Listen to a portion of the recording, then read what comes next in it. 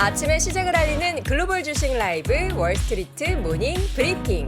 3월 23일 수요일 순서 시작하겠습니다. 네, 안녕하세요. 여도은입니다. 안녕하십니까, 정우성입니다. 네, 어제 시장이 하루 만에 또 반등을 하면서 힘을 내는 네, 힘을 그런 냈습니다. 미국장이 연출이 됐습니다.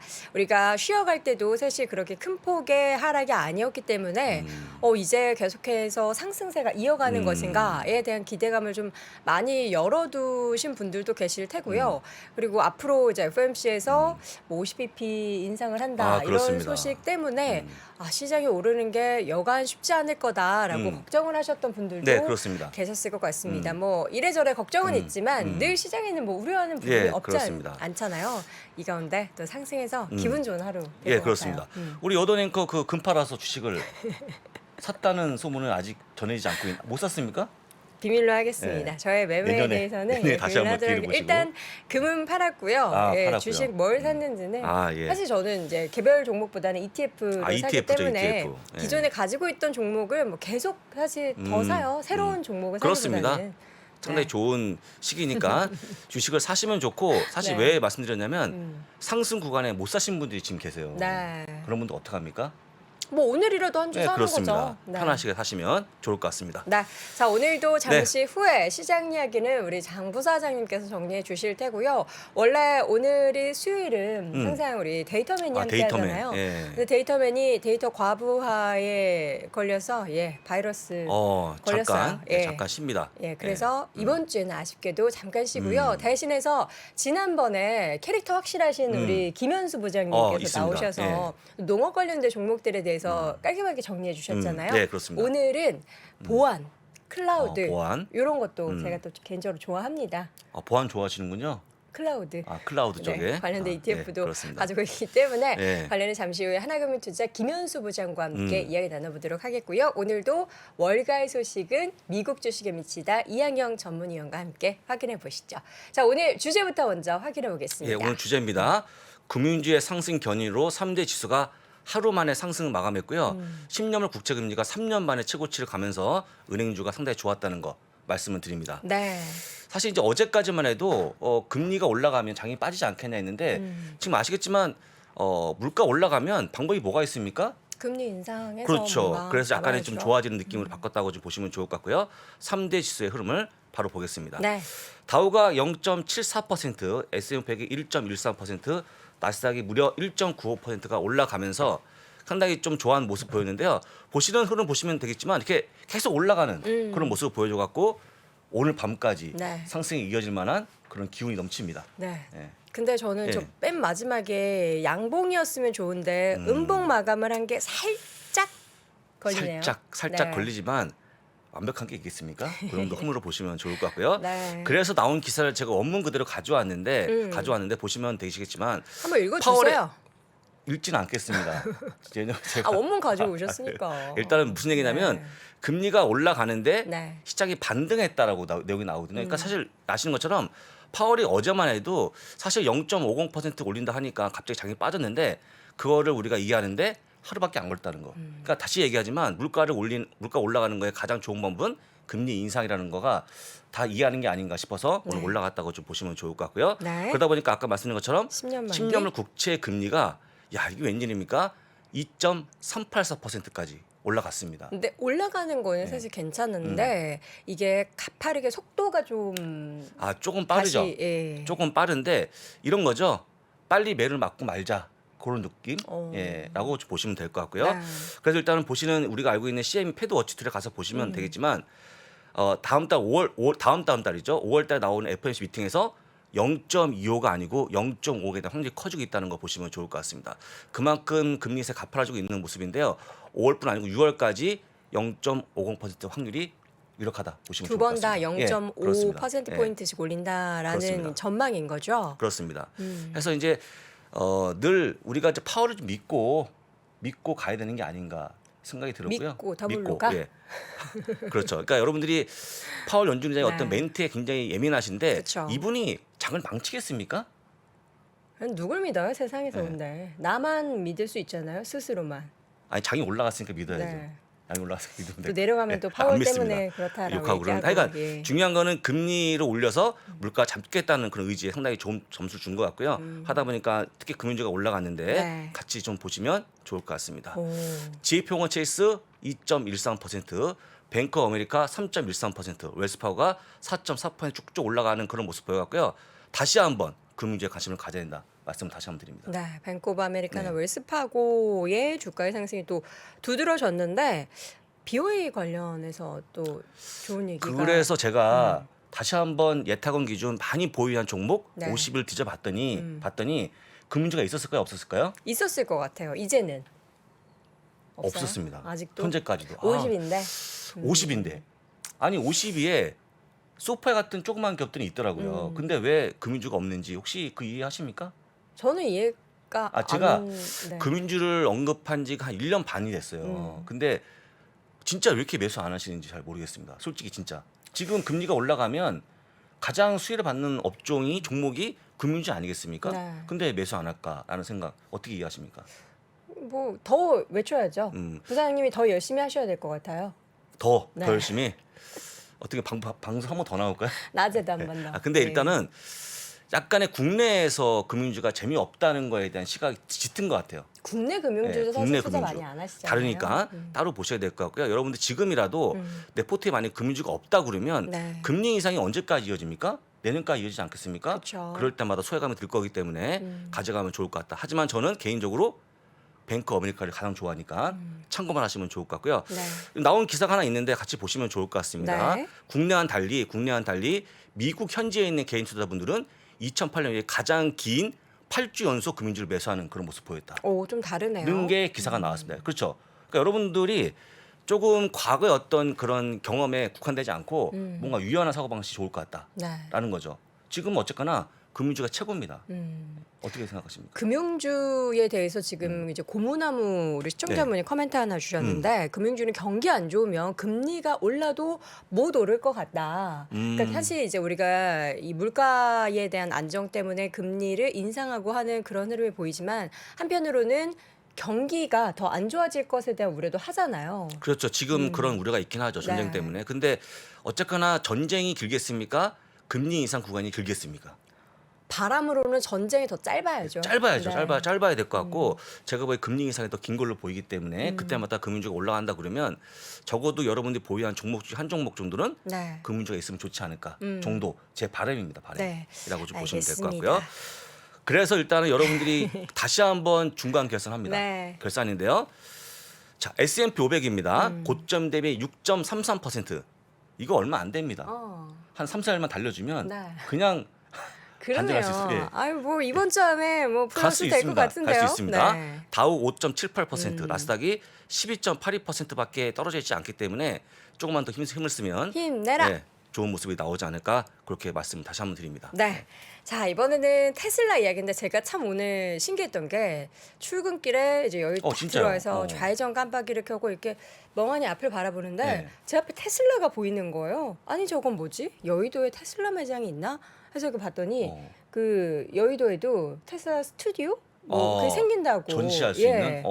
그 파크원 바로 맞은편 좋은 거네요. 건물이더라고요. 그래서 어떻게 차를 한대 구매하시? 뽑을까요? 근데 어쨌거나 제가 아침에 네. 전기 택시를 타고 왔어요. 네. 근데 확실히 전기차가 조용하고 되게 좋더라고요. 조용해요. 조용하고 그다음에 뭔가 다 이렇게 센서가 달려갖고 네. 차선 변경 시 띠디. 다 소리가 나더라고요. 근데 정말. 그거는 전기차뿐만 아니라 일반 차량도 그렇습니까? 요즘 아, 몇 년씩 그렇죠. 예. 좀 괜찮아요. 예, 차를 바꾸십시오. 바꾸겠습니다. 예. 예.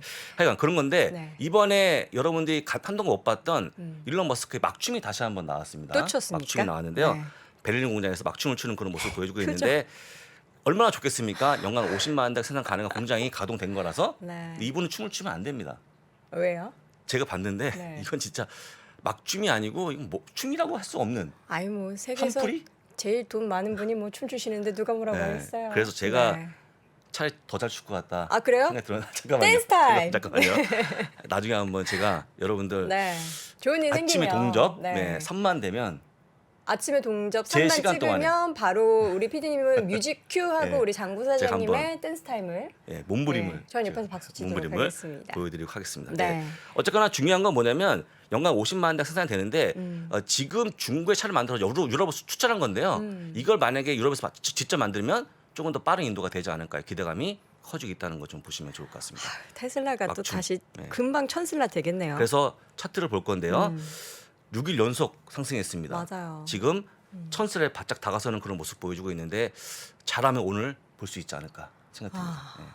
정말 제가 개별주를 거의가 아니로 아예 안 들고 있잖아요. 거의 안 ETF만 없죠, 아예. 사거든요. 근데 저는 이제 테슬라가 700슬라 때가 왔을 때 이것이 기회인가? 살까 말까? 근데 아직 그때는 금을 파지 않아가지고 근데 못 샀어요. 일단은 700슬라요? 네, 700슬라 때 왔을 다시 때 안 올 것 같아요. 700슬라는. 오면 안 되죠. 우리 어, 많은 네. 개인 투자자분들이 그렇죠. 매수하고 있는 그래서 종목이기 일단은 때문에 천슬라에 오게 되면 쭉쭉 더 가는 모습 보일 거기 때문에 지금이라도 사는 게 어떨까라고 좀 말씀을 드립니다. 네, 우리 또 장엔젤 우리 네. 장 부사장님의 댄스를 보고 싶다 하시는 분들 뭐 안 봐도 본 것 같은 느낌이다 하는데 댄신장 보시고 싶으신 분들은 좀 많이 소문을 내주세요.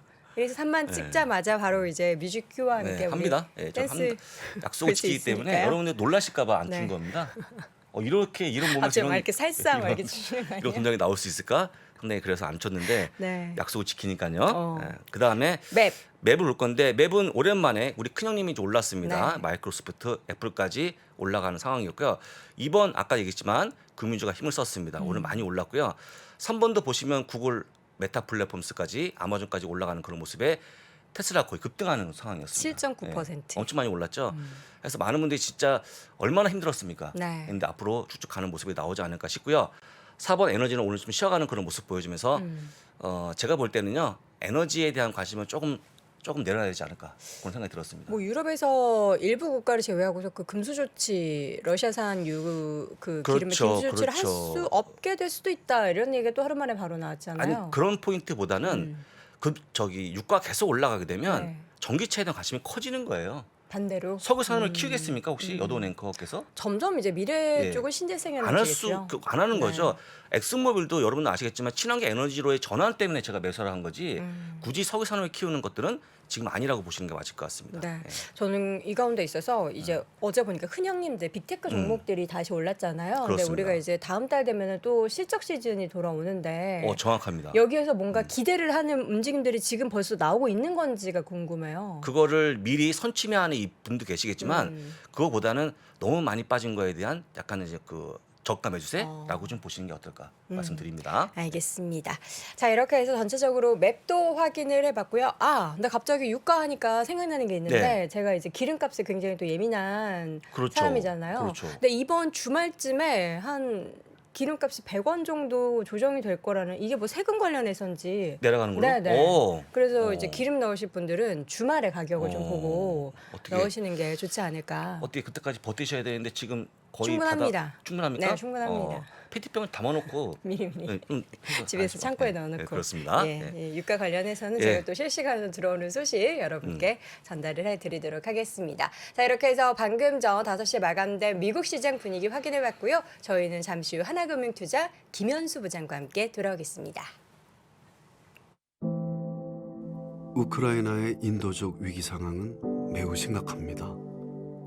악화되는 무력 충돌로 수백만 명이 극심한 고통과 어려움을 겪고 있습니다. 인도적 지원을 통해 수많은 사람들의 생명을 살릴 수 있도록 우크라이나 긴급 지원 모금에 함께해 주세요. 대한적십자사 홈페이지에서 참여하실 수 있습니다. 안녕하세요. 이나무입니다.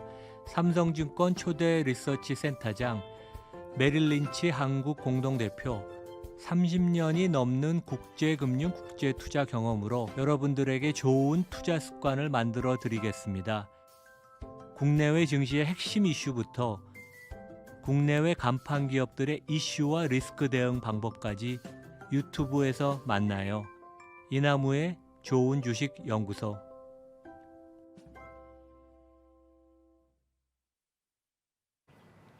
월스트리트 모닝 브리핑 함께하고 있습니다. 이번에는 하나금융투자 김현수 부장 모셔보도록 할게요. 어서 오세요. 어서 오세요. 안녕하세요. 네, 반갑습니다.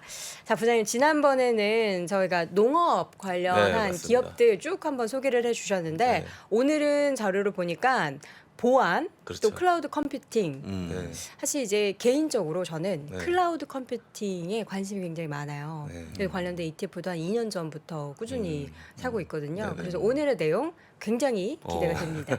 보안 관련해서 오늘 굳이 딱 가지고 나오신 이유가 있으실 것 같아요. 최근에 사실은 가장 주목받고 있는 섹터 중에 하나가 보안 섹터인 것 같아요. 네. 예, 이게 아무래도 우리가 이제 팬데믹 이후에 급격하게 디지털 전환이 많이 되지 않습니까? 네.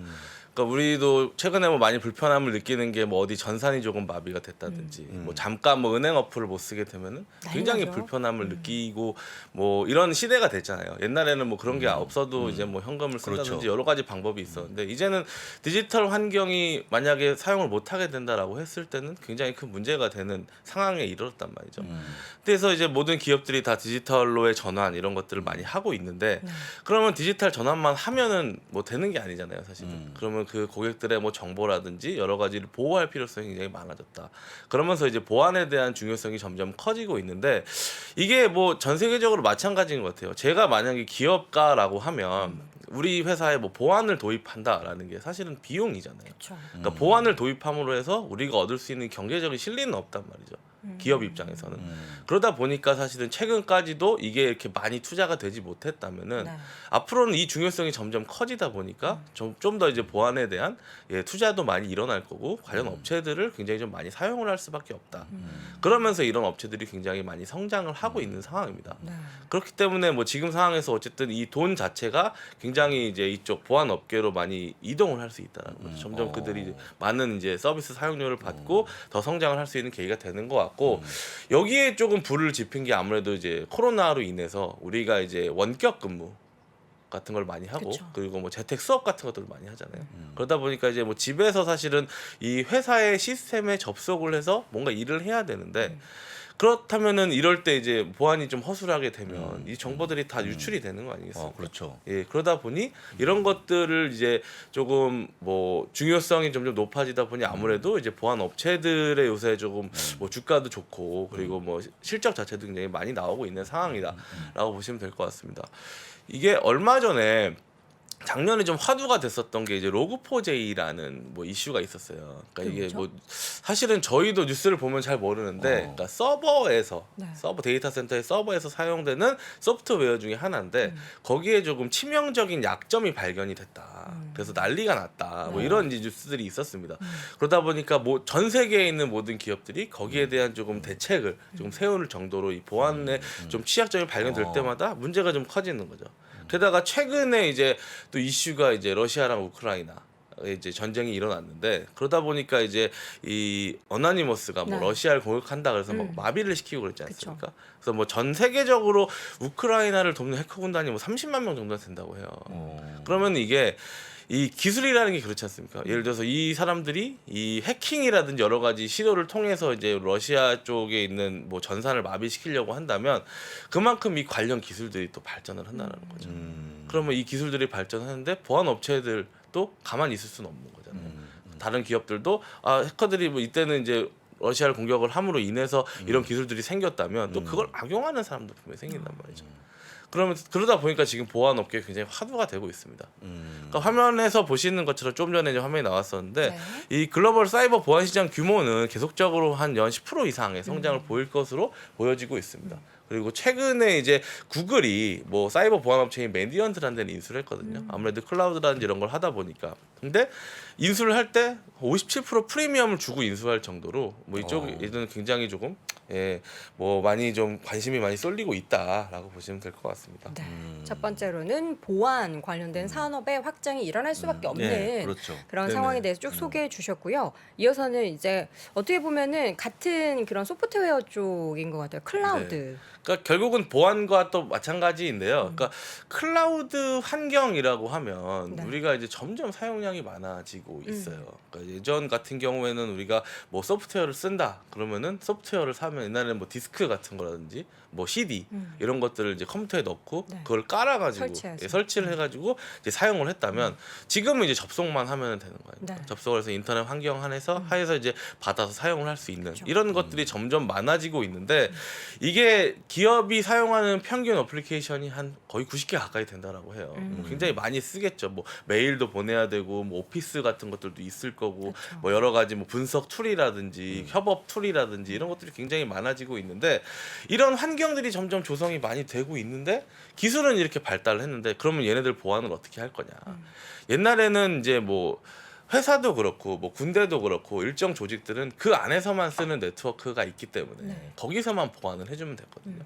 그러다 보니까 그냥 뭐 회사에 회사에 이제 내가 직접 가야지 회사에 있는 데이터에 접속을 할 수 있었고 회사에 못 가면은 접속 자체가 불가능했던 환경인데 그거는 이제 좀 구시대적이고 요즘 같이 아까도 말씀드렸지만 재택근무를 하는 환경에서 내가 집에서도 똑같이 일을 해야 된다면은 그 데이터에 접속을 해야 될 필요성이 있지 않습니까? 그러니까 그런 것들 때문에 이제 클라우드를 많이 쓰면서 이와 관련된 보안 기술도 굉장히 발달을 하고 있는 상황이다. 뭐 그렇게 보시면 될 것 같습니다. 예. 클라우드 사실 개인적으로 저는 어딘가에 나의 뭔가 개인적인 자료를 이렇게 업로드해 두는 게 아직까지는 좀 제가 그렇죠. 구시대적인 네네. 그런 발상을 하고 살아서 그런지 뭔가 업로드면 남이 볼 것 같고 뭐 보지 안 되면 될 자료가 있는 거 아닙니까? 비밀스러운 네, 자료들이 좀 그렇습니다. 있습니다. 네. 예, 어쨌든 저는 다 그래서 보고 있습니다, 지금 옆에서. 저는 그래서 보안이 정말 중요한 것 같은데 보안에 최근에 사실 그 강조는 컴퓨터가 생기고부터 계속 이야기가 나왔던 부분인데 최근에 네네. 더 많이 이야기가 나오고 네. 그리고 뭔가 이제 트렌드도 조금씩 더 달라지고 있을 것 같은데 최근의 트렌드는 어떻습니까? 그 최근에 우리가 이제 실질적으로 몸으로 느끼는 트렌드예요. 네. 그러니까 가장 이제 보안 업계에서 최근 트렌드 중에 하나가 제로 트러스트라는 거거든요. 제로 트러스트? 제로 트러스트? 소위 말해서 트러스트. 아무도 믿을 수 없다. 그 제가- 무엇도 믿을 수 없다. 제가 그렇다는 거예요. 그러니까 옛날에는 우리가 이제 뭐 인터넷 사이트에 접속을 해서 뭐 아이디랑 비밀번호만 치면 얼마든지 들어갈 수가 있었습니다. 네. 근데 요즘에는 그게 안 되죠. 그러니까 비밀번호 자체도 뭔가 많이 바뀌죠. 뭐 대문자를 넣어라, 맞아요. 뭐 특수 문자를 넣어라.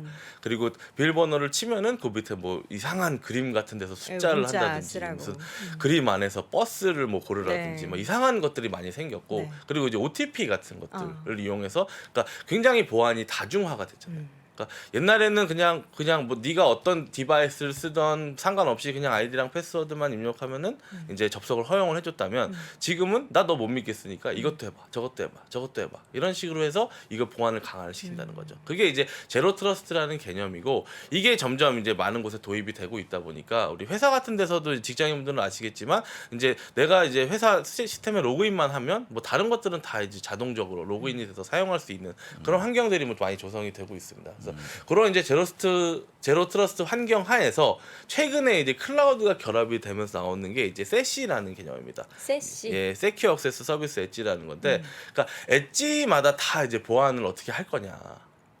예, 뭐 되게 어려운 얘기예요. 저도 그러네요. 이제 뭐 이런 관련 것들을 공부를 하면서 좀 어려운 이제 얘기들이 많아서 최대한 좀 쉽게 많이 풀어서 뭔가 말씀을 문이 드리고 더 있는데, 많아지는 느낌이에요. 들어갈 뭔가 이렇게 접속할 그렇죠. 때. 기존의 방식으로 보안을 한다면 네. 이게 이제 더 이상 불가능하다. 그렇기 때문에 클라우드 환경화에서는 조금 더 새로운 보안 방식을 만들어야 된다. 그러니까 클라우드 기반으로 이제 보안을 좀 시스템을 바꿔야 된다라는 게 이제 세시의 개념이고 그러다 보니까 일반 기업들이 이걸 도입을 하려면 결국은 이 업체들을 찾아가야 된다는 거죠. 그래서 업체들이 그러면은 니네들이 이렇게 왔으니까 구독 서비스를 통해서 우리가 이 보안 시스템을 적용을 시켜줄게 라는 이제 개념으로 좀 진행이 된다라고 보시면 됩니다. 네. 그럼 관련된 기업을 기업, 좀 그렇죠. 이야기 나눠볼 텐데 이 어렵죠? 기업 예. 사실 많은 분들이 알고 계시고 예, 많이 맞습니다. 또 예. 투자도 많이 하시는 걸로 알고 맞아요. 있어요. 첫 번째 기업은 팔로알토. 네, 팔로알토라는 기업이고 이게 보안 업체들을 다 마찬가지인 것 같은데요. 뭐 많은 분들이 투자를 많이 하고 계시는데 정확히 뭐를 하고 예, 어떤 것들을 진행을 하고 있느냐에 대해서는 사실은 굉장히 어렵습니다. 뭐 굉장히 많은 뉴스들이 있어요. 얘네들이 어떤 것들을 했다라는 뉴스들이 있는데 되게 어려워요. 그래서 최대한 좀 제가 그런 것들을 좀 간단하고 쉽게 좀 말씀을 드려보려고 하는데 이 팔로알토라는 업체는 결국 말하면은 이제 화면에서 보시는 이제 저 장비가 있습니다. 저게 이제 방화벽이라는 장비예요. 방화벽이라는 말은 들어보셨죠? 네. 우리가 뭐 윈도우 같은 거 쓰다 보면 뭐 방화벽에 막혀가지고 그쵸, 뭐 설치가 안 막히면 된다 그러고. 네, 그래서 옛날에는 보안을 하는 방식이 이 방화벽이라는 장비를 서버에다가 설치를 해서 밖에 있는 네트워크와 안에 있는 네트워크 사이에 저걸 두는 겁니다. 그래서 옛날에는 이거를 이제 접속을 된다 안 된다 정도 수준까지밖에 못 했었어요. 네. 근데 이제 기술이 발전하면서 저 장비 안에다가 뭐 시스템 프로그램을 깔아서 예를 들어서 뭐 네가 어떤 어플리케이션에 접속을 한다라고 하면은 그건 오케이. 근데 네가 뭐 어떤 어플리케이션 접속한다 그건 안 돼. 뭐 이런 식으로 이제 선택적으로. 어플리케이션별로 나눌 수 있는 장비를 처음 개발한 회사가 이 팔로알토라는 회사예요. 그게 이제 차세대 방화벽이라고 하는데 네. 그러다 보니까 이게 얘네들이 이걸 기반으로 해서 시장 점유율 1위를 차지하고 있는 기업입니다. 그리고 어쨌든 이 장비를 팔아야 되는 처음에는 애들이었어요. 그러니까 초기에는 이제 장비 판매 비중이 거의 한 80% 90%가 됐고 거기에 있는 뭐 소프트웨어가 뭐 10% 20% 정도가 됐다면 점점 이제 장비보다는 소프트웨어 구독 쪽으로 좀 많이 움직이기 시작을 한 거죠. 그러다 보니까 최근 들어서는 반대로 이제 장비 판매는 한 20, 30% 대신에 이제 소프트웨어 구독은 7, 80% 정도의 매출이 나오는. 예, 그렇게 이제 바뀌어가고 있고 이게 아까 말씀드린 클라우드랑도 일맥상통을 하는데 옛날에는 말씀드린 대로 이제 회사 내에 있는 것만 차단했다면 된다면은 요새는 회사가 그 자기네들 서버도 이용을 해야 되고 그리고 클라우드도 이용을 해야 된단 말이에요. 그 보통 하이브리드 환경이라고 하거든요. 우리가 갖고 있는 프라이베이트한 서버와 그리고 클라우드에 있는 서버를 같이 이용을 하려면은 이게 굉장히 어렵잖아요. 그러니까 우리 갖고 있는 서버는 이걸로 막아놓고 그리고 클라우드는 또 클라우드 소프트웨어로 막아놓고 뭐 이런 되게 어려운 개념입니다. 그래서 얘네들이 어쨌든 간에 장비를 팔면서 이 보안업계에서는 방화벽 하면 팔로알토라는 개념이 성립이 되어 있기 때문에 많은 기업들이 지금도 얘네들의 서비스를 이용을 하려고 이제 많이 찾게 되는 거고 아까 말씀드린 클라우드 쪽도 이제 진출을 하면서 단순히 하드웨어뿐만이 아니고 소프트웨어 쪽도 이제 좀 담당을 하고 있다라는 거죠. 돈 벌 줄 아는 회사인 것 같아요. 그렇죠. 그렇습니다. 우리가 그냥 정말 간단하게 집에서 있는 TV 시스템만 봐도 우리가 뭐 TV 뭐 보려고 하면은 그 기계 하나 뭐 주잖아요. 뭐라 그러죠? 모뎀 같은 거 주잖아요. 네, 그렇죠. 그러고 나서 사실 그 기계에서는 발생되는 수익이 딱 끊기잖아요. 사고 네, 나면은. 맞습니다. 근데 그 이후에 소프트웨어를 어. 이용하면서 뭐 TV 더 뭐 콘텐츠 보면 돈 내고 그렇죠. 하는 어. 그런 거를 아주 간단하게 생각하면 될 것 같아요. 팔로알토도 네, 어떻게 보면 맞습니다. 그런 관련된 보안 소프트웨어를 계속해서 사게끔 함으로써 돈을 잘 벌 수 있는 그런 구조를 만든 것 같아서 괜찮은 것 같은데 사실 이 구조를 명확하게 이해하는 건 너무 어려운 것 같아요. 너무 어렵죠. 네. 그러니까 결국은 이제 보안이라는 게 어떻게 보면 아무것도 아닌 건데. 그렇죠? 간단하게 생각하면. 네, 간단하게 생각하면 그냥 접속 허용하고 안 하고 정도의 수준인 네. 건데 그게 이제 여러 가지 디바이스들이 막 범람을 하다 혼재되면서. 보니까 그러니까 어떤 애는 뭐 진짜 서울에서 접속을 하고 집에서 접속을 하고 어떤 애는 부산에서 접속을 하고 네. 뭐 해외에서 접속을 하고 이런 접속을 하는 것들이 점점 많아지다 보니까 굉장히 문제가 많이 생기는 거죠. 그쵸. 그래서 그런 것들의 솔루션을 제공한다라고 보시면 될 것 같아요. 그래서 사업 내용은 이제 뭐 네트워크 보안 쪽도 있고요. 그리고 이게 이제 장비를 이용한 네트워크 보안을 하는 거고 이게 이제 이런 구조다라는 겁니다. 뭐 인터넷, 프라이빗 클라우드 뭐 사스 어플리케이션들도 많이 있을 거고 뭐 오피스라든지 이제 뭐 본사라든지 집이라든지 모바일 뭐 핸드폰 같은 것들을 다 어떻게 연결을 시키고 어떻게 보안을 시키고 어떤 보안 정책을 시킬 거냐를 얘네들이 해결을 해줄 수 있다라는 거고 이거를 기반으로 해서 이제 여러 가지 구독 서비스를 통해서 뭐 굉장히 뭐 다양해요. 뭐 그러니까 이 어떻게 보면 치사한데 뭐 그런 것들도 많습니다. 얘네들이 뭐 구독의 수준에 따라서 서비스하는 제공도 달라요. 그러니까 예를 들어서 뭐 일반적인 이제 뭐 구독을 한다 그러면 니네가 뭐 고장이 났다 문제가 생겼다 알았어 고쳐줄게 뭐 영업시간 안에 고쳐줄게 뭐 이런다면은 구독을 좀 많이 해갖고 서비스를 많이 사용한다 그러면은 이제 딱 태도가 바뀌어서 이제 우리는 24시간 서비스를 제공하고 있으니까 언제든지 연락을 주시면 저희가 고쳐드리겠습니다 이런 식으로 나오는 거죠. 그러니까 굉장히 조금 뭐 사업을 잘 하는 거고 그리고 점점 이 기술들이 많이 발전이 돼요. 그러니까 그런 거죠. 그러니까 보안이라는 게 결국은 뭐 이렇게 사이버 공격에 대한 방어를 하는 거잖아요. 근데 이 사이버 공격 방식이 점점 더 다양화되고 복잡해지고 있습니다. 옛날에는 우리가 뭐 흔히 들어봤던 게 디도스 공격 이런 게 있었죠. 많이 들어갔죠. 예, 그냥 뭐 접속을 계속 시켜가지고 서버를 다운시키는 뭐 그런 게 있었다면은 요새는 뭐 그런 것뿐만이 아니고 뭐 어떤 흐름으로 뭐 파일을 심어가지고 거기서 뭐 확장을 시켜서 그게 뭐 다른 거를 건드리고 뭐 그걸 빼내오고 막 이런 것들 이게 굉장히 많아졌단 말이죠. 그러면 그런 하나하나의 기술들에 다 대응을 해줘야 되는데 얘네들이 이제 이런 기반을 가지고 있으니까 우리는 그런 것들을 뭐 연구팀이 뭐 매일 업로드를 한다. 우리가 처리하는 건수가 어느 정도 되는데 우리는 여기에서 뭐 문제가 생기는 거를 매일같이 업데이트를 해가지고 새로운 보안 정책을 깔 수 있게 해주고 그리고 여기에 이제 뭐 머신러닝이라든지 뭐 이런 것들을 도입을 해서 그러면 이런 케이스에는 이렇게 되니까 뭐 이거는 이렇게 막으면 된다라는 것들도 쭉 제공을 해주는 거죠. 그러면서 이제 계속적으로 이 사업 분야를 넓혀가는 이제 그런 이제 기업이다라고 보시면 될 것 같습니다. 그래서 지금 보면은 뭐 고객사의 증가가 계속해서 일어나고 있는 상황인 거죠. 더 네네. 많은 기업들이 이런 걸 맞습니다. 쓰게 되니까. 예, 그러니까 얘네들이 뭐 가장 중요하게 생각하고 있는 것 중에 하나가 이제 뭐 100만 달러 이상을 사용하는 고객. 그러니까 우리한테 100만 달러 이상을 지불하는 고객이 어떻게 늘어나고 있느냐라는 것들을 이제 주요 지표로서 많이 쓰고 있어요. 네. 사실은 이제 이 기업도 뭐 흑자 적자를 거의 적자 기업이다라고 보시면 돼요. 아직까지는. 팔로알토가요? 예, 아직까지는 이제 뭐 그런 것들이 좀 많이 있다라고. 왜냐면은 얘네들 사용하는 이제 뭐 R&D 기술도 있고 마케팅도 있고 여러 가지 있기 때문에 이런 것들이 아직까지는 얘네들이 막 엄청난 흑자를 기록하고 막 좋다 이런 기업이 되지는 못합니다. 게다가 또 얘네들 같은 경우에는 이제 어떻게 보면 장비 판매 업체고 어떻게 보면 소프트웨어 업체다 보니까 이게 밸류를 되게 애매하게 받아요. 장비로 받기도 애매하고 소프트로 받기도 애매. 약간 이런 식인데 어쨌든 이건 약간 좀 다른 얘기고 그러다 보니까 지금 화면을 띄워주시면 이게 100만 달러 이상 사용하는 이제 고객의 증가가 분기 평균 20%가 넘어갑니다. 분기에 20% 이상 이런 고객들이 계속 생기는 거죠. 그리고 이런 고객들은 사실은 한 번 도입을 하면 계속적으로 갈 수밖에 없는 거죠. 그러다 보니까 이런 것들이 계속 기반을 쌓으면서 얘네들이 점점 더 뭐 매출도 많이 올리고 뭐 실적도 이제 뭐 좋아지지 않을까 뭐 그렇게 이제 판단이 되고요. 경영 업체들도 굉장히 많습니다. 뭐 시스코도 있고요. 뭐 체크포인트라든지 포티넷, 뭐 클라우드 스트라이크 다 한 번씩은 들어보셨던 기업들일 것 같은데 뭐 이런 기업들보다 어쨌든간에 이 팔로알토가 그런 기술력을 바탕으로 조금 뭐 잘 하고 있다라고 보시면 되고요. 그래서 이제 실적 자체도 뭐 굉장히 좋아지고 있습니다. 그러니까 뭐 매출 자체도 이제 꾸준히 분기별로 20% 이상 늘어나고 있고 그리고 이제 청구 금액이라든지 뭐 그리고 수주 잔고 같은 경우에도 굉장히 좀 늘어나고 있는 상황이다.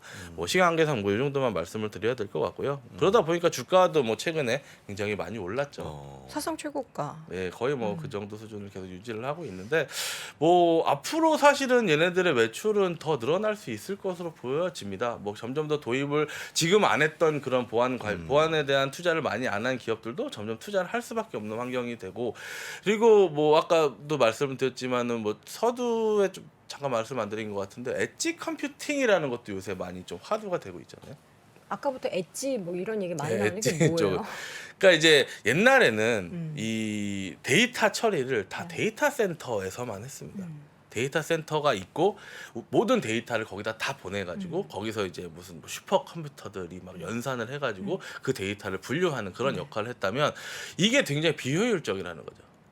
이것만 가지고 하는 게 그러다 보니까 이 데이터 센터에 접근을 하기 위한 조그마한 데이터 센터들을 많이 만드는 그게 이제 엣지 컴퓨팅이라고 쉽게 말하면 그렇게 보시면 돼요. 정말 쉽게 말씀드리면은 마이크로소프트가 미국에 갖고 있는 데이터 센터는 이제 그냥 일반 데이터 센터고 걔네들이 한국에다가 지네들 데이터 센터를 만들면 이게 엣지 컴퓨팅이라는 거죠. 그럼 우리는 이제 미국에 바로 접속을 하면 힘드니까 여기에 접속을 해서 얘네들이 어느 정도 처리를 해주고 그거를 또 다시 보내고 받고 뭐 이런 식으로 가는 게 뭐 어려운 개념이에요. 보통 이런 말씀을 드리면 다들 비슷한 표정을 지으십니다. 이게 무슨 굉장히 소린가? 인상 쓰고 있죠. 네. 근데 그런 이제 엣지 컴퓨팅이 많아진다는 거는 결국은 더 많이 쓰이니까. 보호해야 될 디바이스들이 더 그쵸. 많아진다는 거예요. 그럼 얘네들의 기술을 쓸 수밖에 없다. 그게 첫 번째고요. 네. 두 번째도 이제 많이 들어보셨을 기업인 G스케일러. G스케일러. 예. 얘네들은 약간 개념이 다른 게 뭐 비슷해요. 뭐 사업 내용은 비슷한데 이 팔로알토 같은 경우에는 방화벽 장비를 통해서 이렇게 성장해온 기업인데 얘네들은 설립 초기부터 우리는 이 장비가 앞으로 필요 없을 것이다. 클라우드 환경으로 무조건 간다. 2008년부터 그 생각을 했다라고 해요. 그러면서 클라우드 기반의 보안 시스템을 완전히 바꿔놨습니다. 그러니까 우리는 이 기존의 보안 방식으로는 도저히 안 될 것 같으니까 클라우드를 통한 보안 방식을 연구를 해서 그게 이제 조금 이제 뭐 상업화가 돼서 좀 잘 되고 있다라는 건데 엣지 컴퓨팅이랑 비슷한 얘기인데 얘네들이 전 세계에 자기네들의 150개 정도의 데이터 센터를 가지고 있어요. 그리고 어떤 기업이 우리가 보안을 도입을 하겠다라고 하면은 걔네들의 접속의 중간에 이제 G스케일러가 끼는 겁니다. 그러니까 내가 지금 저 회사에 접속을 해야 된다라고 하면은 내가 어디를 접속을 하면 그 데이터가 이 G스케일러 데이터 센터를 먼저 가서 파악을 해서 얘는 안전하다, 얘는 안전하지 못하다를 파악한 다음에 안전하다라고 하면은 그 데이터를 다시 그 회사의 서버로 보내서 이걸 연결시켜주는. 네, 뭐 어렵죠. 네, 어려운 개념인데 이게 그런 거예요. 네. 그러니까 예를 들어서 뭐 저 같은 경우도 증권회사를 다니니까 네. 증권회사는 지점들이 굉장히 많지 않습니까? 그쵸. 뭐 부산에도 있고 뭐 광주에도 있고. 근데 이제 광주나 부산에 있는 우리 지점이 이 우리 데이터를 써야 되잖아요. 고객 정보라든가 이런 것들은 저희 데이터가 이제 따로 서버에 있으니까. 그럼 이걸 어떻게 구축을 했냐라고 하면 옛날에는 그 장비, 팔로알토 같은 장비를 그 지점에 가면 데이터실 같은 게 있어요. 거기다 꽂아가지고 그걸 통해서 이제 접속을 하는 방식이었는데 네.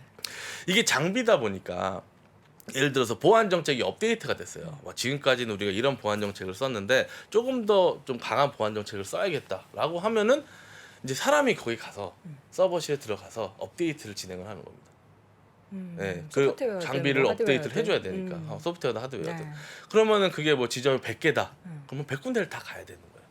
그 물리적인 시간이 굉장히 많이 필요하겠죠. 근데 이제 이런 클라우드 기반의 장점은 뭐냐면 예를 들어서 나 지금 이 정책 바꾸고 싶어. 그럼 바로 바꿀 수 있는 거죠. 다운로드 받아서 바로 그렇죠. 업데이트. 그냥 클라우드 서버만 업데이트를 시켜주면 네. 이런 것들이 필요 없이 다 하다 보니까 그래서 점점 이런 것들로 많이 변화를 하고 있어요. 그러니까 지금도 이제 많은 기업들이 이제 재택근무를 우리나라도 하고 있죠. 네. 근데 아직까지는 좀 예전 방식으로 많이 사용을 하고 있어서 굉장히 불편합니다. 재택근무하면 불편하다는 소리만 많이 듣잖아요. 이게 뭐 접속 자체가 안 예. 되는 회사도 많으니까. 그렇죠. 접속하기가 힘들고 근데 그게 이제 그 시스템 자체가 예전 시스템이라서 그런 거거든요. 근데 이런 것들을 도입을 하게 되면 물론 이제 뭐 여러 가지 회사에 따라서 뭐 여러 뭐 법적인 이슈들 분명히 있을 건데 이런 것들은 이제 점점 해결이 되면서 이 관련된 이제 이쪽으로 좀 많이 움직이지 않을까 보여지고 있고 그래서 지스켈러가 이제 그런 것들을 담당을 하면서 뭐 하루 1,600억 건씩의 데이터를 처리한다라고 해요. 그러면서 이제 데이터 처리 양이 많아지면 그만큼 이제 거기에 관련된 데이터가 쌓이는 거잖아요. 그러면 그 쌓인 데이터를 기반으로 또 이제 보안 정책을 또 좋은 정책을 계속 내놓을 수 있고 그러다 보니까 계속적으로 이런 것들이 업데이트가 돼서 매일 20만 개 정도의 보안 업데이트가 수행이 된다라고 합니다. 뭔가 가늠이 안 돼요. 그렇죠. 20만 개. 뭐 몇억 개, 뭐 네네. 20만 개. 그러니까 그만큼 이제 복잡한 거죠. 사실은 그냥 우리가 살아가는 데는 아무 느낄 수 없는 그쵸. 것들인데 이런 것들이 이쪽에서는 굉장히 치열하게 조금 진행이 되고 있는 거다라고 네. 보시면 될 것 같아요. 그래서 이제 말씀드린 것처럼 이제 이 얘네들 지스케일러가 이제 제로 트러스트 익스체인지라는 이제 자기네들의 데이터 센터를 사용을 하고요. 여기에 이제 모든 애들이 다 일단 여기다 접속을 한번 해서 이제 이런 것들을 검증을 해서 들어갈 수 있는 그런 이제 서비스를 하고 있는 기업입니다. 예, 굉장히 뭐 어렵죠. 네, 어려운 기업인데 네. 그래도 이런 시스템들이 앞으로 점점 대세가 될 거고 이 보안 업계에서도 계속 이쪽이 화두가 되고 있어요. 그래서 뭐 아까 말씀드린 제로 트러스트라든지 뭐 세시 같은 것들을 뭐 네이버 같은 데 검색해 보시면 정말 많은 양의 뭐 이렇게 기사라든지 뭐 그런 것들이 많이 나옵니다. 그래서 우리 뭐 지금 화두는 뭐고 누가 도입을 했느네 뭐 어떻게 할 예정이네 뭐 세미나가 어떻게 진행이 되고 있네 굉장히 많은 것들이 있으니까 그런 것들을 조금 파악을 해보시면 좋을 것 같고요.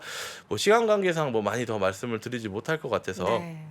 예, 뭐 이런 이제 기업들이 결국은 앞으로 이제 이런 여러 가지 시스템을 사용할 수 있게 만들어주는 안전하게 사용하게 만들어줄 수 있는 역할을 할 것이고 그러면은 이제 지금 아직 도입을 안 한 기업이 굉장히 많이 있으니까 그런 기업들이 점점 더 이쪽을 도입을 하게 된다면 자연스럽게 얘네들의 매출이 올라가게 될 것이고 그러면서 또 수익이 나면서 주가도 좀 연결이 되지 않을까 뭐 그렇게 판단이 되고 있습니다. 근데 그에 반해서 지스케일러의 주가는 작년 고점 그러니까요. 대비해서 좀 많이 밀렸어요. 예, 많이 좀 밀렸죠. 뭔가 그러니까 이 실적 자체는 제가 화면에도 보여드릴 수 있는데 화면에서 보시면 실적 자체는 굉장히 좋아지고 있어요. 네. 근데 얘네들이 굉장히 저 예상치를 많이 틀렸습니다. 너무 높게 잡았나요? 예, 너무 높게 잡았죠. 자신감의 표현이었는지. 근데 요새 그런 기업들 많잖아요. 예, 굉장히 예상치 높게 잡았다가 이게 한 번 틀리면은 봐주는데 두세 번씩 틀리면 야, 자신감이 니네 너무 넘쳤군요. 너무 니네 뭐 과한 거 아니냐라고 하면서 사실은 그렇게 되는데 그렇다고 해서 주가가 빠지는 동안에 얘네들의 실적이 망가졌느냐 그건 아니거든요. 네. 그렇다 보면 아무래도 예, 뭐 지금 상황에서도 충분히 조금 메리트가 있지 않을까. 그래서 주가는 지금 이 정도 조정을 받은 상황이니까요. 네. 한번 좀 유념히 살펴보시면 좋으실 것 같습니다. 알겠습니다. 네네. 자, 이렇게 해서 오늘은 보안 계속해서 뭐 강조되고 있고 더 사업이 확장되고 있는 분야 보안에 대해서 확인해봤고요. 뭐 채팅창에 베토벤이냐 모차르트냐 둘 중에 이제 이야기들이 참 많이 나오고 있는데 베토벤 쪽이 조금 더 머리가 짧다고. 베토벤으로 예. 네, 주식시장계 베토벤 우리 하나금융투자 김현수 부장과 함께했습니다. 부장님 고맙습니다. 감사합니다. 세계적인 에너지 기업 엑소모빌이 만든 엔진 오일을 소개합니다. 포르쉐, 벤틀리, 에스턴 마틴이 선택한 최고의 엔진 오일 모빌1. 가솔린, 디젤은 물론 하이브리드까지 최적의 성능. 합리적 엔진 오일 모빌 슈퍼. 무엇을 택해도 엑소모빌의 기술력은 그대로. 느껴보세요. 달라질 당신의 드라이빙. 모빌1, 모빌 슈퍼. 전국 모빌 전문점에서 만나보세요.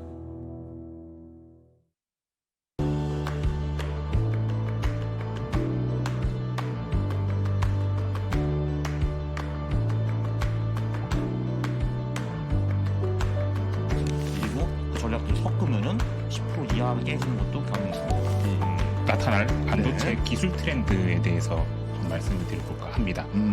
안 좋아지면 믿을 만한 구석이 없기 때문에 이건 정말 큰일 나.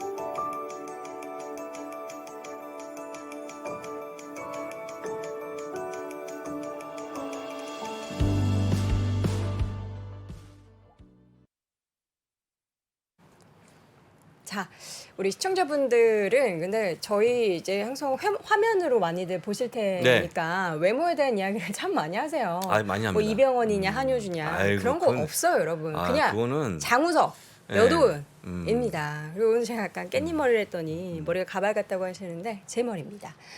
제가 옆에서 봤는데요. 진짜입니다, 진짜. 아, 좀 많이 붙었네요. 네, 네, 많이 그렇습니다. 붙었네요. 자, 오늘 네. 자 이분 바로 모셔봐야죠. 미국 주식 미치다 이항영 전문위원 함께합니다. 어서 오세요. 네, 안녕하세요. 우리 이항입니다. 위원님께서 많이 띄우셨어요. 저는 가만히 있습니다. 뭐 제가 하는 거 없고요. 네. 자, 오늘 시장은 또 반등을 했어요. 근데 저희가 또 이제 조금만 더 오르면 다시 플러스권으로 돌아설 거라는 기대감으로 설레발을 좀 했는데 꾸짖어 주십시오. 설레발이 뭡니까 도대체? 지금 때가 어느 때인데요. 네. 다만 이제 이런 거죠. 어저께 하루 잠깐 쉬었잖아요. 겸손을 했는지 모르겠지만 이 네. 친구들이 또 뛰면서 또 1%가 올라갔습니다. 그쵸. 요즘은 그래서 기록은 제가 안 봤는데 뭔가 이런 것도 찾는 친구도 있을 겁니다. 최근 6일 중에 닷새가 올랐다? 있어봤자 한 번 정도 있었을 것 같고요. 거의 없었을 것 같습니다. 그러니까 정말 대단한 힘을 보여주고 있고요. 네. 사실상 이게 워낙 떨어졌기 때문에 이런 올라간 거죠. 진짜 많이 올라간 상태 이러면 이건 과열기구 아니죠, 과열. 그러니까 그 정도로 빠른 속도로 좀 회복을 하고 있는데 네. 여전히 시장에 불안감은 많이 있다라고 일단 보셔야 되겠고요. 유가랑 금값이 소폭 좀 하락하고 있지만 여전히 높다는 것도 우리가 인정해야 되겠습니다. 금가 같은 건 $1,920 수지만 저는 개인적으로 보면 1,700, 1,800달러 정도 가야지 시장이 좀 더 안전하다라고 보고 있겠고요. 네. 그 유가 같은 경우도 이거 지금 유가는 많은 분들이 인정하실 것 같습니다. 경유가 지금 2,000원 넘는다고 봤거든요. 디젤 유가요. 경유가요? 네, 디젤이요. 말도 안 돼. 네, 그러니까 말도 안 되게 비싼 거죠. 이런 것도 지금 이건 $80, $70-80 수준까지 오는 것이 정상적이다는 거죠. 그러니까 이것이 결국은 남은 거는 우크라이나 이런 것들이 분명히 있죠. 우크라이나, 러시아. 그래서 전쟁 언제 끝날지 모르는 거가 되겠고요. 언젠가 끝나가겠죠. 다만 인플레이션이 가장 이런 것을 갖고 오는 요인들인데 인플레이션은 어떤 다음 달 초에 나올 2주차 정도에 나올 3월 소비자 물가는 아마 9%가 넘을 가능성이 크다라고도 일부에서 얘기하고 있거든요. 전체 평균은 8% 초반인데 9% 넘을 가능성도 있다는 거죠. 그렇기 때문에 조금 이런 것들은 여전히 시장을 발목을 잡을 요인이고요. 바로 이런 것들 때문에 결국은 금리가 올라가고 이런 것들은 결국은 제가 이론적으로 말씀드리면 기업의 이익에 약간 감소 요인이 될 수밖에 없습니다. 네. 특히 돈이 많은 기업보다 돈이 적은 기업들이요. 돈을 대출을 일으켜서 레버리지를 일으키는 기업들은 마이너스 요인이죠. 그렇기 때문에 혹시 보신 분 계시겠지만 마르코 콜라노빅이요.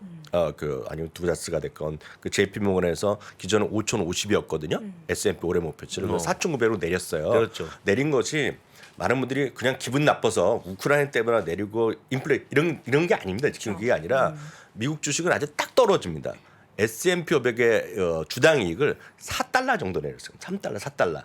딱 그만큼 내린 거지 그게 영향을 미치는 거거든요. 그러니까 그런 것들이 이익의 감소가 나왔고 이익의 감소점 조금 내렸고 그런 것을 결국은 밸류에이션을 조금 같이 하더라도 주가 지수의 목표치가 낮춰지는 그 정도라고 보셔야 되겠습니다. 그래서 너무 크게 뭐 희망을 갖기보다는 지금 조금 여전히 안전한 플레이가 좋다라고 일단 말씀드릴 수 있겠고요.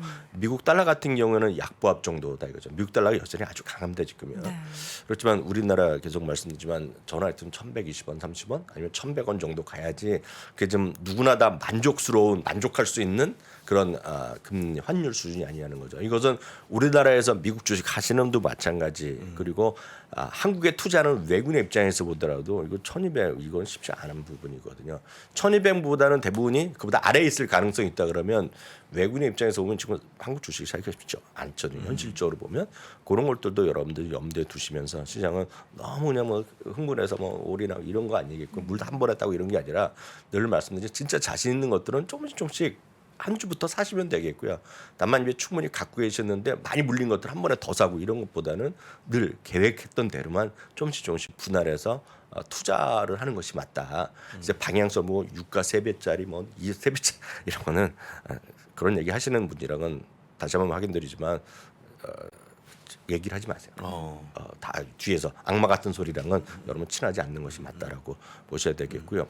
이제 확실한 것들을 몇 개 보여드리면 이런 거죠. 결국은 10년물 금리가요 2.392%까지 갔습니다.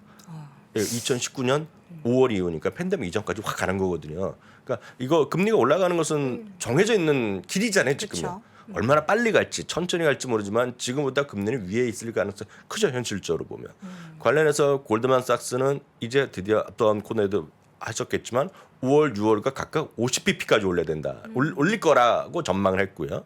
제임스 블러드 그 세인트 연방은행 총재는 지금 계속해서 이제 강한 얘기를 하고 있는 분인데요. 다시 한번 적극적인 금리 인상을 얘기하면서 지금 오늘 드디어 이제 빠를수록 좋다. 빨리 해서 지금 3%까지 가야 된다 얘기를 하고 있는데 뭐 이 사람 말대로 되는 건 아니지만 중요한 것은 방향성을 제시해 주는 것은 명확하다는 거죠. 그래서 저는 개인적으로 보면 에너지 좋죠. 에너지도 한 10% 정도 갖고 가는 건 맞지만 저라면 지금 에너지를 적극적으로 사는 것도 저는 약간 말리는 입장이가 되겠고요.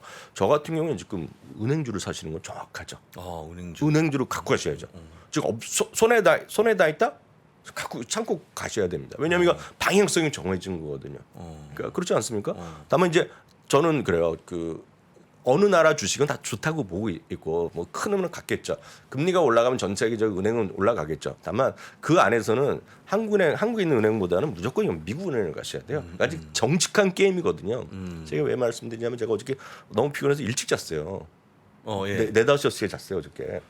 5시요? 네, 5시에 잤더니 일어나니까 8시쯤 됐더라고요. 그래서 뉴스를 뭐 와이프가 보고서 뉴스를 켜봤더니 깜놀했어요. 우리나라 은행 엄청 까더라고요. 뭐 뉴스에서 뭐 어떻게 돼갖고 뭐 누가 이번에 그 회장이 새로 다시 재임이 되는데 뭐 법정에서 뭐 하고 이런 막 뭐 엄청 까는 기사가 MBC인가 SBS 하더라고요. 그게 다 그 ESG에 안 맞는 것들입니다 지금요. 그러니까 주주 친화 정책이 아닌 거예요. 그래서 해외 그런 그 주주권을 행사하는 거에 그 조언하는 기관 안에서 그 사람 이번에 재임시키지 말아라 그러고 투표하라 그러고 그러니까 아마 국민연금인가서 오늘인가 발표한다는 것 같아요. 어떻게 발표될지 모르겠지만 그런 머리 아픈 은행들은 지금 외국인들이 별로 관심이 안 가죠. 머리 아프기 때문에. 그래서 제가 봤을 때는 지금은 금리가 올라간다고 여러분 생각하시면 어떤 형태라도 은행을 갖고 오셔야 돼요. 네, 다만 이제 은행을 싫어하실 수 있잖아요. 현실적으로 은행 뱅크 오브 아메리카를 우리가 아무리 얘기하더라도 떨어졌고 지금까지 현실적으로 보면 올해 들어서 그래서 재미없잖아요. 그러면 늘 말씀드리지만 은행을 다 갖고 있는 XLF를 갖고 가시거나 조금 힌트를 들으시면 확실하게 금리가 올라갈 때 더 좋아지는 것은 대출을 전문을 하는 은행입니다. 대출 전문 은행들이요. 그래서 약간 상대적으로 지역은행이죠. 지역은행. 지역은행이면 우리나라 같은 경우는 보면 그래서 지방은행들 있잖아요. 물론 지방은행도 다 우리나라 큰 은행대에서 하나 있지만 그러니까 리저널 뱅크라 그러거든요. 영어로 보면 리저널 뱅크. 리저널 뱅크를 모아놓은 것이 KRE입니다. 맞죠? 네, 맞습니다. KRE가 ETF가 있는데요. 그런 것들은 좀 갖고 가시는 게 좀 맞다. 저는 괜찮지 않나요? 그래서 아까 저희끼리 얘기했지만 왜 그렇게 많이 안 보유할까 했더니 그런 약간의 국내에서 안 좋은 모습을 보고 안 사시는 거네요. 지금 봤더니. 저는 지금 말이 나온 김에 예, 뭐 예. 비판하실지는 될지 모르게 혹시 그쪽 관계자가 보시면 저를 뭐 비판하고 뭐 예. 할지 모르겠지만 전 진심 생각하는 거가 그 어떤 기업이건 간에 제가 늘 말씀드린 기업의 목적은 주주이익의 극대화거든요. 그렇죠. 아 이거 누가 정해져 있어요. 교과서에 경영학과 첫 번째 시간에 들어가면 저도 그렇게 가르치고 딱 나오는 건데요. 대한민국뿐만 아닙니다. 이머징 마켓, 이머징 국가의 대부분의 은행들은 어떠냐면 정책 변수가 워낙 많아요. 아무리 지금 잘 안 될 것 같은 경우에도 나라에서 막 대출하라 그럽니다. 어쩌면 멀쩡한데도 대출하면 안 된다고 그렇게 하기 때문에 머리 아파요. 우리나라는 많이 개선되고 있지만 그게 많기 때문에 은행은 선진국 은행 사셔야 돼요. 은행은 그 분명합니다. 선진국 은행을 사시는 게 맞다라고 보고 있겠고요. 그런 관점에서 JP모건이 됐지 뭐든지 보시면 좋을 것 같고요. 오늘 이 얘기를 하셨는지 모르겠지만 이제 기업 얘기 몇 가지 해드리면 오늘 두 개죠. 하나는 이제 하셨겠지만 테슬라인데요. 그보다는 저는 아마 그 부사장님이 좋아하시는 엔비디아. 오늘 엔비디아 인베스트데이가 저한테 관심이 있어요. 혹시 그 미국 현지 시간이 10시에 오늘 했거든요. 근데 이게 여러분 혹시 여기서 나중에 제가 채팅창 나중에 다 집에 가서 볼 테니까요. 이거 보신 분 한번 나중에 여기 봤다라고 한번 1번 적어 보세요. 오늘 이거 엔비디아 행사를 봤다. 뭔가요? 왜냐면 이거 엔비디아를 좋아하시는 분이 보신 분 많을 겁니다. 이거 보신 분 많은데 근데 이제 영상에 미리 했던 것들을 보여주고 그다음에 이제 그 키노트에서 그 연설도 했는데 시작하자마자 딱 이게 시작하고 나서 한 5초도 안 돼서 나오는 이 영상을 보여줍니다. 이걸 보여줘. 뭐예요? 벤츠. 이건 벤츠는 이제 상징적으로 나온 건데 자율주행이나 이런 걸 얘기하는 거죠. 그런 자율주행 시대에 엄청나게 투자하고 자기네가 캡이라는 얘기를 하는 건데요. 딱 보시면 이제 벤츠가 딱 나오는 거죠. 그러니까 벤츠가 했는데 앞으로 모든 자동차 메이커 테슬라를 제외하고는 다 자기네가 일을 할 거라는 그런 암시가 아니냐. 그러면서 딱 벤츠를 딱 찍어 보여지면서 이제 다른 얘기로 넘어가는데요. 우리 없으면 안 된다. 그런 거죠. 근데 엔비디아가 오늘 주가는 보여드리면 주가는 오늘 약간 떨어졌어요. 근데 네. 왜냐하면 지난주에 부사장님의 눈치를 봐서 그런지 제법 올랐잖아요. 엄청 올랐죠. AMD보다 올랐잖아요, 지금이요. 근데 엔비디아의 오늘 인베스터 행사의 핵심은 이겁니다. 인공지능 분야의 성장성 진짜 강조하면서 이쪽 부분에 대한 투자 이런 것들 앞으로 2배 이상 한다 얘기를 했고요. 뭐 기술적인 거는 여러분들 더 아실 것 같습니다. 그래서 특정 칩이 뭐 기존 모델 8배가 성능이 빨라지고 이런 얘기는 뭐 저는 잘 모르는 얘기고요. 이건 전체요. 전체 인공지능 시장이 앞으로 100조 달러 시장까지 커진다는 겁니다. 근데 100조 달러가 특정 산업이 아니라 정확하게 제가 지역을 아니면 모든 산업에 혁명적인 일을 하는데 모든 산업이 혁명시키는데 그런 인공지능이 다 들어갈 거라는 얘기를 하는 거죠. 거기다. 그러면서 그 시장이 100조 달러 시장이 되는데 자기네들은 소박합니다. 제가 그래서 이 부분에서 부사장님도 좀 배우셔야 돼요. 젠슨한 걸. 자기는 소박하게 1조 달러만 갖고 가겠다는 얘기예요. 1조 달러. 1조 달러만. 전체 인공지능 시장 100조 달러 시장으로 커지는데 모든 사람이 엮여있는 건 다 들어가는데 100조 달러인데 1조 달러 정도만 내가 하겠다 얘기를 하는 겁니다. 소박하게 1,000조 원 정도? 겸손한 거죠. 겸손하네요. 1조 달러 시장으로 겸손합니다. 들어가겠답니다. 아유. 그걸 나눴어요. 예. 자동차가 3천억 달러 시장 얘기하고 있고요. 그러니까 이 3천억을 자기가 먹겠다는 겁니다. 쉽게 하면 이 시장은요. 억이 아니고 달러입니다, 여러분. 억은 뭐 저희 그래도 미국 주식하는 사람들인데요. 네. 3천억 달러입니다. 죄송합니다. 달러라는 표시 안 해놨고요. 칩 시스템이 정확한 거 제가 모르죠. 칩 앤드 시스템인데요. 3천억 달러를 얘기하고 있고요. AI 소프트웨어가 1,500억 달러. 비디오 게임을 얘기 많이 하는데 이거 장난입니다. 비디오 게임은 1,000억 달러 시장 얘기하고 있는데 여하튼 이 부분에서 자기네가 전체 시장에서 1%를 갖고 있다는 아주 강한 자신감을 피력했다는 점도 참고하시면 좋을 것 같습니다. 네.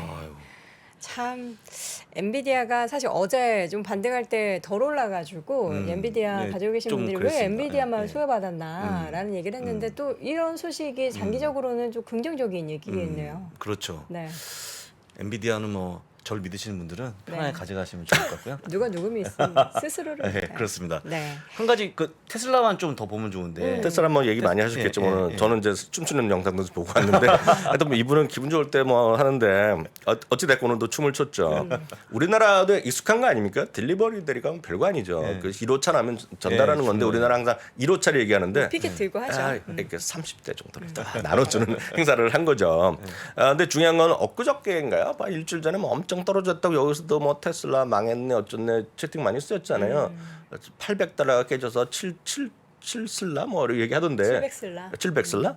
이것도 980달러인가 990달러 갔기 때문에 990입니다. 아마 여기 계신 분 많으실 거야. 이번에 뭐 샀다 하신 분들은 뭐 네. 축하드리겠고요. 중요한 건 뭐 얼마나 갈지 모르죠. 그렇지만 여하튼 오늘 주가가 1월 21일 이후 최고가 같고요.